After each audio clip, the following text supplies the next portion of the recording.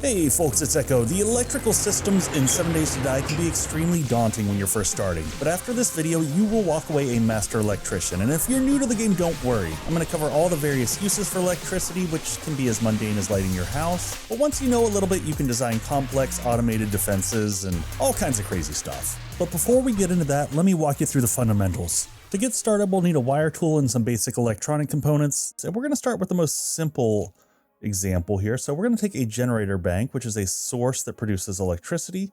We're going to point at it with wire tool in hand, and we're going to right click, which is going to attach a wire. And then we're going to go to a device, in this case, a basic light, and we'll right click on that, and it will create a connected wire across with yellow lines indicating the direction of the electrical current. Now, if we want to remove this, we simply point at that same device. We're going to left click, and it will remove the wire. So now say we want to make a longer run. So we're going to again right click to connect, and you'll notice that after you go a certain distance that this will go from black to red. That means that you can no longer connect it to another device and that you've exceeded the length. So in this case, you're going to use things called relays, and we'll get into other methods of transmission, but relays are one way. So again, we'll right click to here, and then we can right click and bring it across and connect it to the light. So that is one way you can extend a connection, and each time you hit one of these connections, it's going to consume a little bit more wattage, but we'll get into that in a minute. So what if you want to have this light be able to switch on and off? Well, this is very simple. We're just going to disconnect from here again, left click, then right click from here. We're going to take it to a control agent. In this case, we're using a switch. There's numerous other ways to control electrical flow. Come from here to the light. Now we can come up to the light and press E and switch it on or off. You know the basics. Let's talk about the 3 ways to get these components and wiring tools. You can buy, you can loot, or you can craft.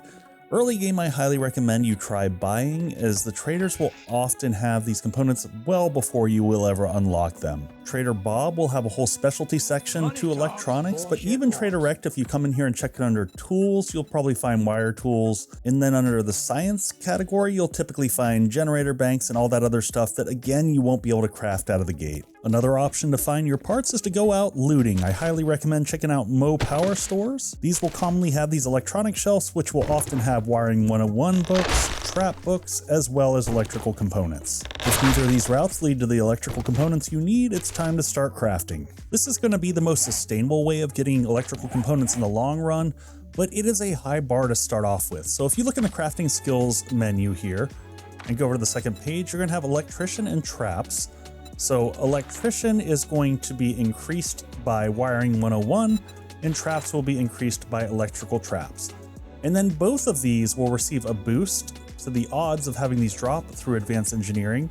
So back underneath the intellect tree here in advanced engineering, for each level that we have of this, it will increase the chance of those books dropping by 2% up to a total of 10%. So let's go back over and see kind of what the unlock path is here as we're looking in the crafting skills. So back over under electrician, the first tier unlocks at level 25. So you're looking at 25 magazines you're gonna have to find before you get to this. This is gonna give you your basic set of electrical items, your generator, electric wire relay, switches, tripwire posts, lights of several different types. Then at level 50, it's gonna unlock sensors. So here you get the motion sensor, the electric timer relay, a couple trigger plates, spotlight, and then a speaker. At level 51, this is kind of a weird one. It'll start unlocking batteries, and these will unlock all the way from level 1 at level 51, all the way up to a level 6 battery once you hit level 100. So powered doors unlock at level 75, and you get everything that you see up there, all the vault doors, the garage doors, the power drawbridge, all of that unlocks at level 75. Traps are much more simplistic. You basically have 3 tiers of it. The first one at level 25, you get electric fences, dart traps, and blade traps. Level in tier 2/50 mags, you're gonna get the shotgun turret, and then you'll get the SMG turret at 75 mags.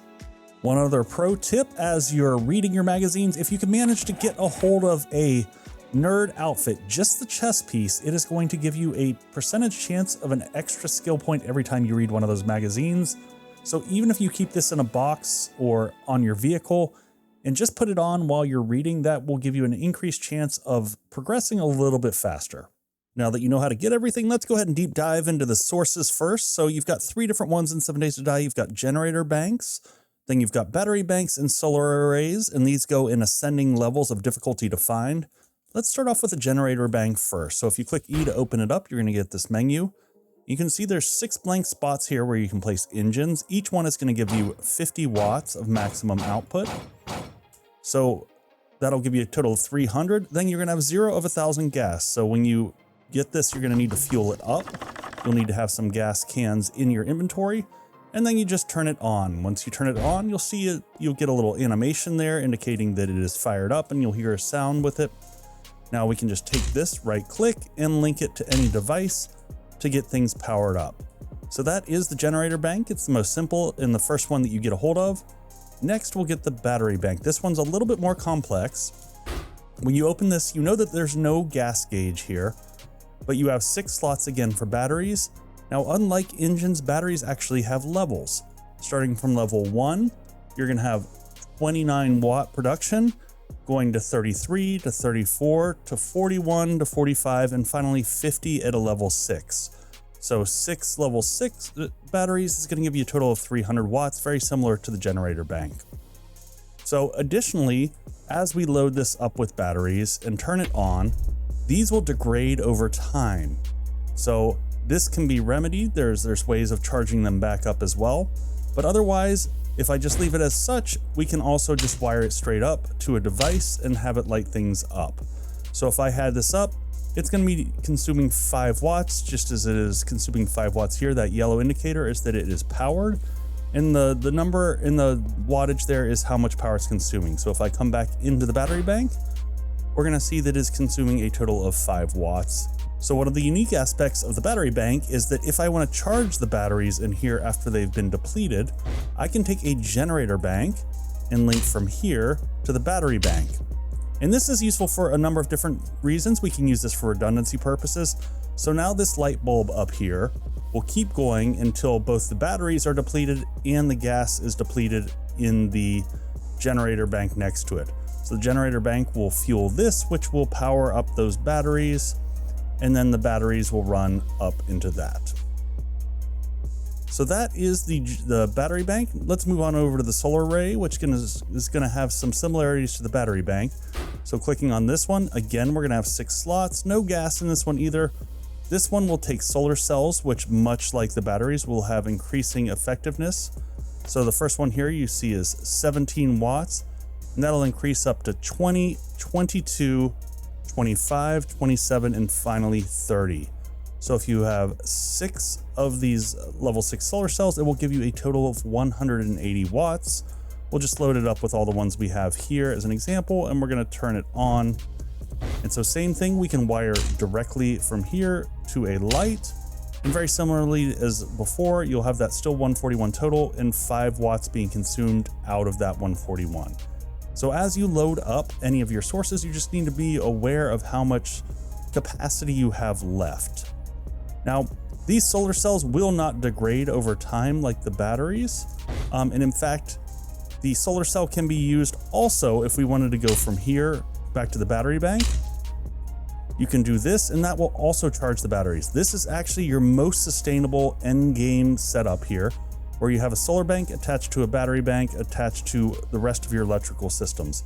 This way, during the daytime, your solar bank will charge up the batteries as well as provide power to the rest of the chain. And then at night, your system will work off of the battery bank, which has that 300 watt capacity. So one other nuance that you should be aware of with solar banks is that this cell one from the left is the only one that needs to be exposed for lighting purposes. So as an example to this, I'm going to just put some cubes off the back, and you'll notice I can put one there and cover up the top of the solar bank, and here and here. Now, if I place one in this slot right here, you'll notice the light up above goes out. That is because the solar bank is no longer receiving light. I can again remove that block, and you will see that light come back on. So just be aware of that when you're placing your solar arrays. The one other thing to note Solar banks in general are typically only findable via the trader for purchase. Likewise, same situation with the solar cells. These are very difficult to find now in 1.0 and have really low chances even at the traders at endgame when you get your trader stage way high up. So very likely you're going to be working with the generator banks and maybe battery banks with batteries that you find along the way. One other quick tip is that if you do have the solar array and battery banks set up, you can use it to charge batteries to sell back to the trader. Now that we understand sources, let's jump into moving electricity around the base. You'll notice we don't see any wires here. Once you equip the wire tool, all the wires will appear. And I want to start with some limitations. So from one electrical component, you can only make 9 outbound connections. So this is the maximum we can do. If we try to add a 10th here, you'll see we get a warning indicating the power component has the maximum number of wired connections. This just means you've capped out what can come out of this specific relay or electrical item here. Now you can get around this. We could have 2 different banks of 9 essentially coming one off of our generator over to here, and you'll see the light pop in. And then we can do a second one over to here. I'm also going to use this situation. If you look at the frames on the left side of on the screen, you'll notice they dropped dramatically. Electricity is one of the least optimized pieces of 7 Days to Die. So just be careful when you're wiring up everything to make sure that it does not absolutely murder your frames. So you'll notice I remove these 2 connections and you'll see our frames start to tick upwards as we're not managing all of that electricity. The next thing that I'll talk through is the fact that you can see wires can go through solid blocks. There's no problems with this whatsoever. Put that here as just an example. So when you're trying to wire things up, very important that you wire in order so that you can make sure you can make your connections. The next thing that I will state is the distance you can take a wire. So if I right click here and connect and I start walking, at a certain point in time, the wire will become red. That doesn't mean I'm stuck at this location here or even back here to be able to make a connection. You can come to the farthest extent and then turn around and reach further and make a connection. So the farthest distance that you can have is 14 blocks between the 2 relays. So however you want to talk about it, whether that's a 15 block range or 14 block between, that is the maximum amount of space that you can go between any type of electrical device. So the next thing I want to talk about specifically is protecting your electrical components. So I've started here with a lot of items and some that I'll call out because they used to work. So you notice I can't reach through here and touch the relay on the other side for cube frames or for metal trussing or even bars where it really looks like you should. So in terms of covering up your relays, I don't recommend any of these red items here. I recommend looking at the green ones, the railing, the baluster O2 block, and then the scaffolding ladder, as these allow you to wire and go back and fix things later. Also, just to make one other huge point, it's not only relays that act as transmission points. You can use any electrical device. Just make sure that you're aware of anything that's downstream of there so that you don't leave an exposed electrical component available for zombies to kill, because you will lose everything downstream from there in terms of lighting, traps, anything that you have. Now let's jump into the interesting part. Now's how we control all these circuits that we've created. So I've wired a number of things up so you can kind of just see how it works out. But essentially you've got a switch here, and I've attached both lights above to each of these control agents. A switch just turns everything upstream of that, or downstream of that rather, on. Then you see these lights just came on. So this is using an electric wire relay. So if you open this up, this is going to have some controls of when it starts and when it ends. So typically for my lights in my base, I will do one of these electric timer relays and have everything downstream of that power all the lights. That way I'm not running lights during the day when I don't really need them. Next we have trigger plates, and these are a little bit more complicated. These have more options to them. So at the very core, if I step onto this, it will turn the lights on. If I step off, it will turn the lights off. The trigger plate 1x1 and 1x5 works the exact same, but these have additional controls. If you come into these, you're going to see there is a power delay. So you can have instant, 1 second, 2 seconds, and you can keep going this up to what? 5 seconds. So if you wanted to have a delay before it triggered, you can. And then you have a power duration. So triggered 1 second, 2 second, 3 second, 4 second, and it gets up to some longer durations here. You can go all the way up to, I think, a minute, 5 minutes, 10 minutes, 30 minutes, 60 minutes, or always. So the reason you'd want to do this is if you have it opening a door, for example, that you want to go in, but you want that door to close behind you, that would be a temporary scenario. So we'll show some of those in just a minute. So again, the 1x5 is going to work in the same fashion. Next, we have the tripwire post, and it's going to have some of the same controls that you just saw. Can't do anything until it's wired up, so we're going to go ahead and take a chain off the source. We're going to connect it to here. And then from this tripwire, we're going to right click again and connect it to a second tripwire. Now, once this is connected, everything downstream of that will trigger when the tripwire triggers, and you trigger it by walking across this.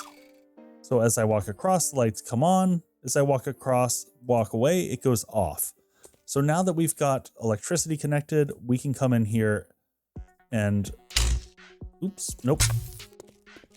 go to the last one in the chain. So the last tripwire in the train will have that same function that we had before in terms of power delay and power triggered.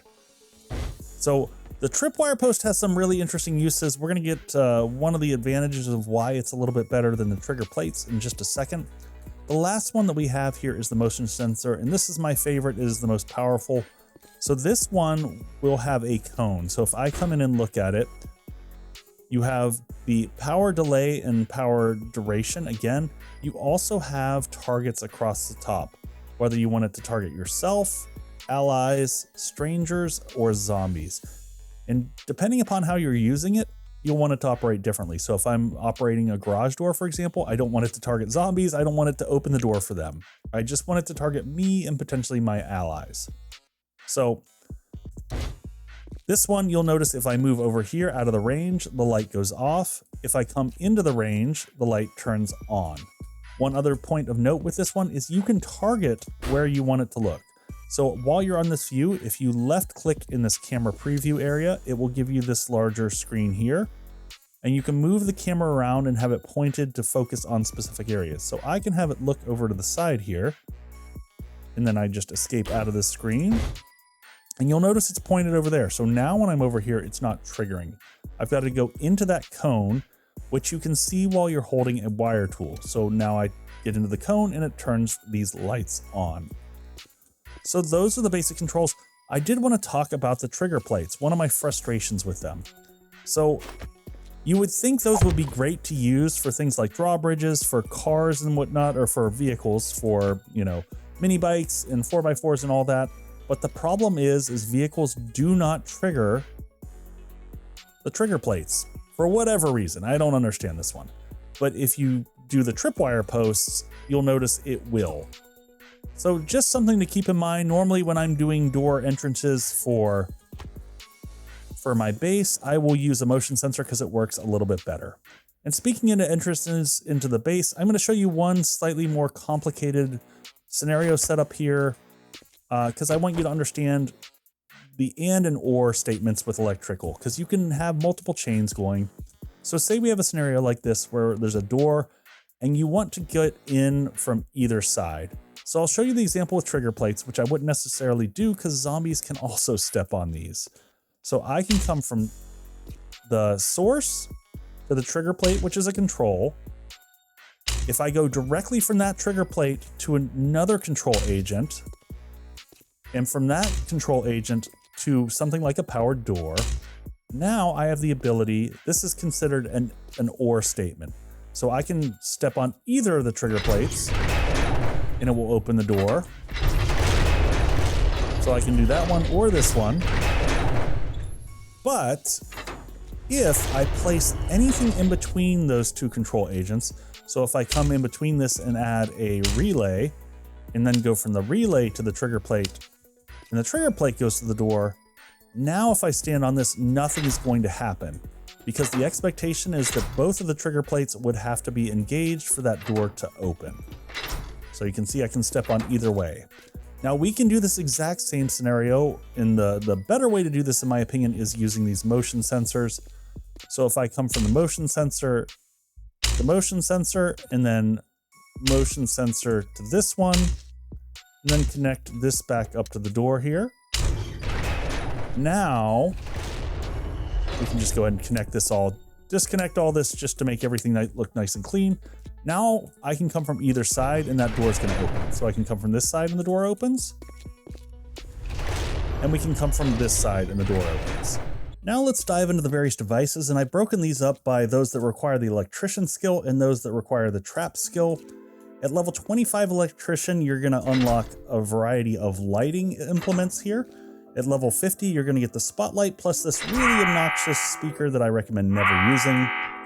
At level 75, you're going to get this litany of vault doors, garage doors, drawbridges. These are really powerful for being able to let yourself in and out of your base, as well as being able to control zombie flow. Then we get into the traps. So this is going to require that trap skill. We're going to get to my first one, my favorite first here, which is the electrical fence posts. I've already got these all wired up. We're going to set this trigger plate here to go for 10 seconds. So we're going to go from the trigger plate, or it could be your just general source of power, going to a fence post, and then from one fence post to another. Now I'm going to take off this so that we don't have to see it. How this works is once this is triggered, when you and/or a zombie hits this, you're going to take 3 damage per second. Additionally, it's going to apply this electrocuted debuff so that you move slower. Very, very powerful for dealing with zombies because it stops them from beating on your base. So I'll show you kind of how to, one way of setting that up, but there's a lot of different ways of doing it. The next one we're going to look at here is the dart trap, and we've already got this set up for instant trigger. Some important differences in this one. This one has targeting options here of target self, target allies, target strangers, and target zombies. None of these matter for this one, and I'll show you why in a quick second, but what does matter is that you make sure that the ammo is locked. So this takes iron darts, which are pretty cheap to make. So you'll load these into these 3 slots. You don't have to have all 3 slots filled. You can only have, however much you have available, but you have to lock it. If you do not do this, it will not fire. This is the same thing for the SMG and the shotgun turrets. So this one is fired up or loaded up and ready to go. So here's why I say the targeting doesn't matter. You have to think of where you place these in your base, because if I step here, I will get hit.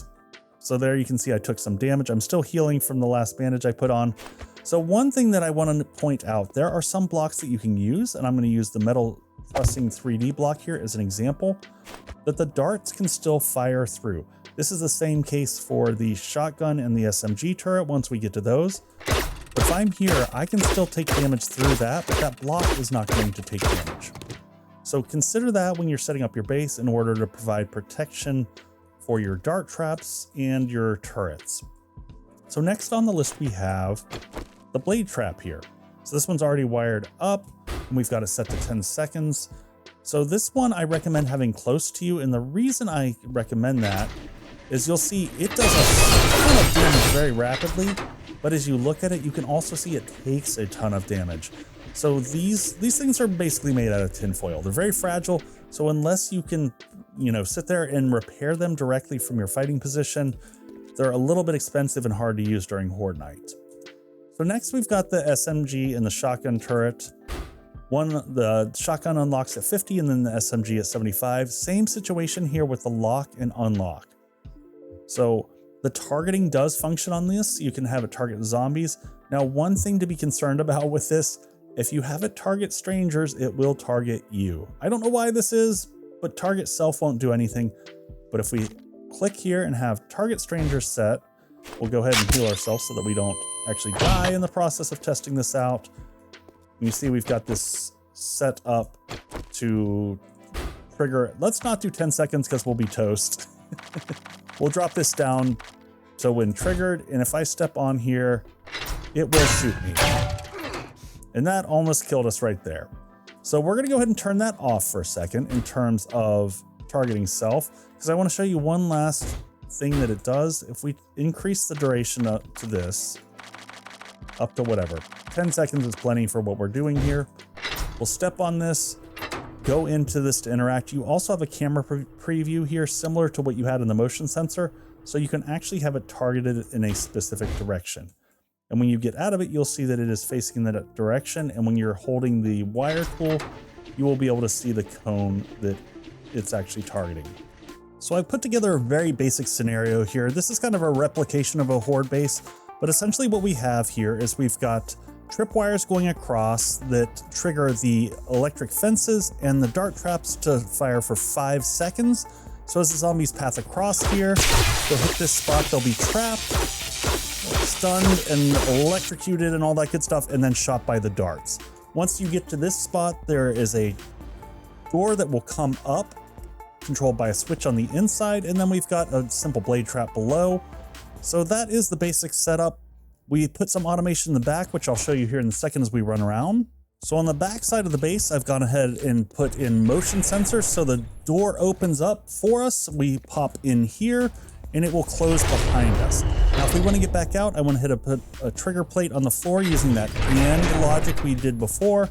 Connected this up to the motion sensor on the outside.